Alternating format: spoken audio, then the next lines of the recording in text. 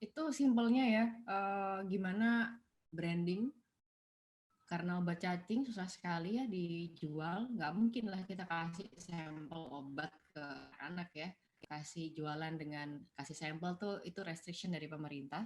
Jadi kita jualannya tuh lewat engagement. Engagement tuh apa ya? Lewat activity gitu ya, activity yang bisa mendekatkan konsumen dengan brandnya itu sendiri. Nah, ini nih, kalau kalian punya brand, gimana sih kalian harus berpikir nih gimana ya kita tuh bisa dekat sama konsumen kita.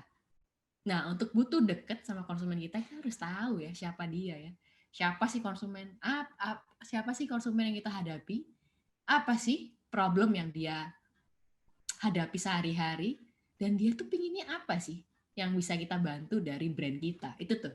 Itu yang harus kalian punya, di benak kalian ketika ngebangun satu brand.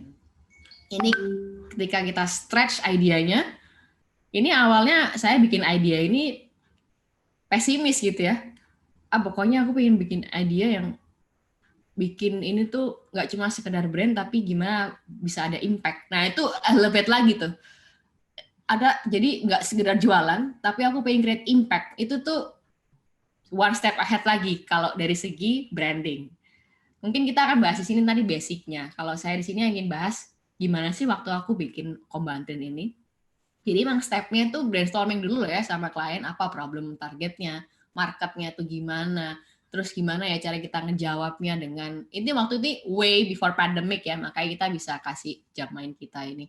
Gimana caranya bisa deket sama konsumen walaupun kita ini obat cacing gitu, dan akhirnya sampailah saya bikin ide gongnya nih kayaknya harus ke Jokowi nih supaya pecah gitu ya, supaya ini konsep main di luar itu bisa menjadi satu kurikulum. Itu waktu itu goal saya.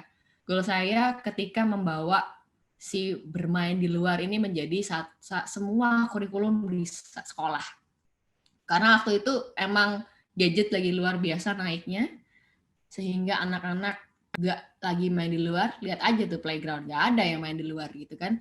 Jadi kita tap in ke sana karena gimana sih Kak kok bisa nyambung dari main di luar sama bercacing. Nah, ini kita sambunginnya dengan lo jangan free to play, free from worm. Jadi bebas bermain, nggak takut cacingan. Karena waktu itu kondisi cacingan di Indonesia itu masih tinggi, even sampai sekarang sih.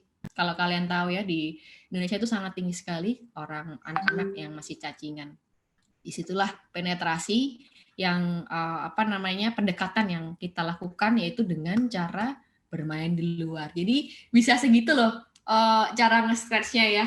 Jadi jangan takut buat deket sama konsumen. Oleh karena itu kalian harus kenal lebih dulu siapa konsumennya. Gitu.